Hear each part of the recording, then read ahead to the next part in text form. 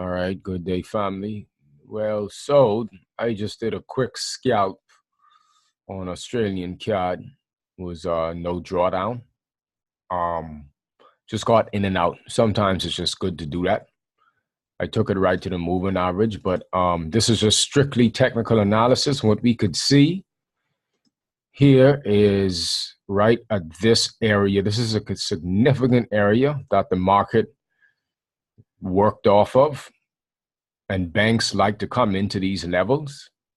So I put a line there, and you could see that the market did come back into that area. And again, I usually like to draw a box, a zone box, and which the key thing is, when you see price getting into this area, obviously you just don't want to pull the trigger. You more so want to wait for some bearish momentum or rejection point or rejection, and we could see wicks to the upside. And I enter based off the 15-minute. And what I did was when I saw this candlestick forming right here, at the close of this candlestick, I caught it on the retest. And it was just a quick 25 pips. So we could see that some strong, this big bearish momentum candlestick right here. At the close of that, I waited a bit. And when I saw this, I just decided to take a quick scalp to the EMAs.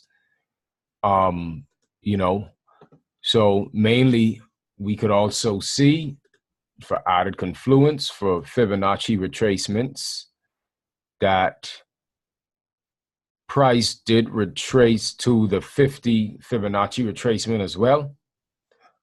And then going back to 50, this is why I caught that retest, because it came and retested the 50 fib, and I just took it and just wrote it down. So yep, that's basically as simple as it gets. Is again, I mainly use zones, fibs, and moving averages, but also in the daily time frame. I'm sorry, I should have shown you that we could see that it was in line with the overall trend. It's really good to trade in line with the trend. We could see that the moving averages came close to crossing, but they actually just expanded. So when it retested this moving average as well, which was in line with the zone on the daily chart, remember, you always want to know what's going on in the higher time frames. I would definitely suggest that you do your analysis no lower than the 4-hour and use the lower time frames for entry points. So for example, if I see that I have a key level area here that's being retested with the moving average on the daily, I look on the 4-hour, I see how it's looking.